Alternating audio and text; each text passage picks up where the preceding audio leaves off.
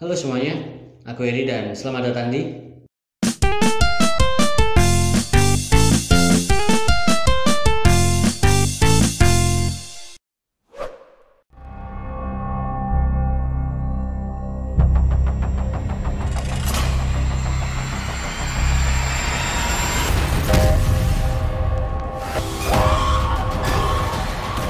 Hari ini aku akan ngomongin film Sony yang bekerja sama dengan Marvel, yaitu Venom Let There Be Carnage, yang sebenarnya udah tayang secara worldwide tanggal 1 Oktober kemarin, tapi baru aja tayang di Indonesia tanggal 17 November kemarin. Film ini sendiri disutradarai oleh Andy Serkis dari skenario yang ditulis oleh Kelly Marcel, dari cerita yang ditulis oleh Kelly Marcel dan juga Tom Hardy. Selain itu, film ini dibintangi kembali oleh Tom Hardy sebagai Eddie Brock atau Venom dan juga Michelle Williams sebagai End. Selain itu ada juga pemain baru yaitu Woody Harrelson dan juga Naomie Harris. Woody Harrelson sendiri berperan sebagai Carnage, Naomi berperan sebagai French atau Shriek.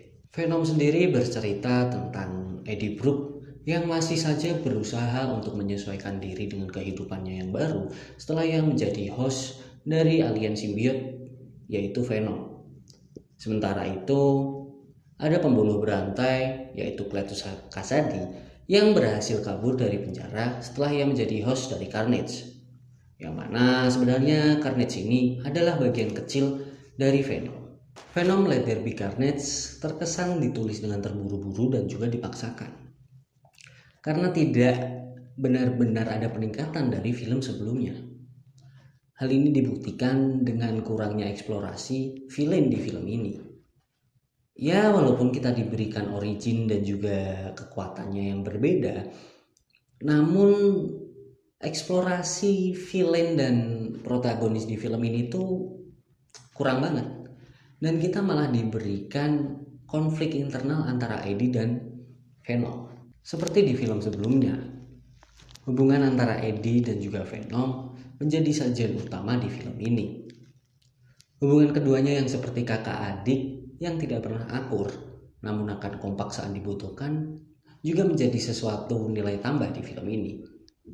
Selain itu, hubungan mereka berdua yang dibalut dengan slapstick komedi dan juga dialog yang menghibur adalah sesuatu yang positif juga. Nah, di film keduanya, hubungan kakak beradik ini dieksplorasi lebih jauh, di mana ego masing-masing menjadi seperti penghambat yang akan menghadapkan mereka pada pertanyaan apakah mereka ingin lanjut seperti ini atau berpisah dan berjalan masing-masing. Pertanyaannya adalah, apakah eksplorasi ini berhasil? Sayangnya tidak, karena hubungan antara Venom dan Eddie ini dibuat terlalu komedik sehingga kita susah untuk menganggap serius konflik keduanya, yang mana malah mengakibatkan karakter development keduanya ini terasa kurang. Selain itu, hubungan antara Cletus dan Carnage juga ada di level yang hampir mirip lah, di mana keduanya ini tidak dieksplorasinya kurang maksimal. Selain itu, penggambaran Carnage di film ini juga bisa dikatakan kurang sadis, walaupun hal ini terbantu dengan aktingnya Woody Harrelson sebagai Cletus yang bisa kukatakan bagus lah. Visual dan adegan action di film ini bisa kukatakan memanjakan mata, di mana pertarungan antara Venom dan Carnage bisa kukatakan lebih bermutu daripada pertarungan Venom dan Riot di film sebelumnya. Namun pertarungan kedua simbiot ini terasa sangat cepat dan juga terkesan kalau Carnage ini mudah banget dikalahin sama Venom. Padahal Carnage ini lebih kuat daripada Venom dan Eddie, karena Carnage dan Cletus ini lebih kompatibel daripada Venom dan Eddie. Origin Carnage di film ini juga dibuat berbeda dari yang ada di komik. Kalau di komik, Eddie dan Cletus ini sebenarnya satu penjara, dimana saat di penjara tersebut Eddie ini sedang berpisah dengan Venom. Nah, akhirnya Venom menemukan Eddie di penjara tersebut. Dan akhirnya Venom dan Eddie kabur dari penjara. Namun ada sebagian kecil dari Venom yang tertinggal di penjara tersebut. Nah, bagian dari Venom yang itu menjadi menemukan inang baru, yaitu Cletus Kasady yang akan menjadi Carnage. Nah, kalau di film si Carnage ini lahir karena Cletus menggigit Eddie saat Eddie menemui Cletus di penjara San Quentin. Nah, dari semua hal yang aku omongin tadi, bisa aku tarik kesimpulan bahwa Venom kedua ini nggak banyak perubahan dari Venom yang pertama.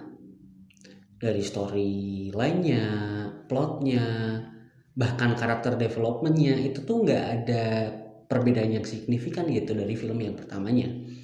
Namun bisa aku katakan film yang kedua ini ada lebihnya dikit di bagian action dan juga visual dan CGI-nya. Cuman ya udah gitu doang. Dan yang kedua ini tuh terkesan banget kalau diburu-buru, kayak aku nggak tahu ya, kayak ngejar hype gitu. Nah, maka dari itu kita ngasih skor 7/10. Terima kasih sudah menonton video ini. Silahkan klik like jika kalian menyukai video ini. Tinggalkan di kolom komentar jika kalian ada saran film, series, anime, atau game yang ingin kita bahas. Dan sayonara.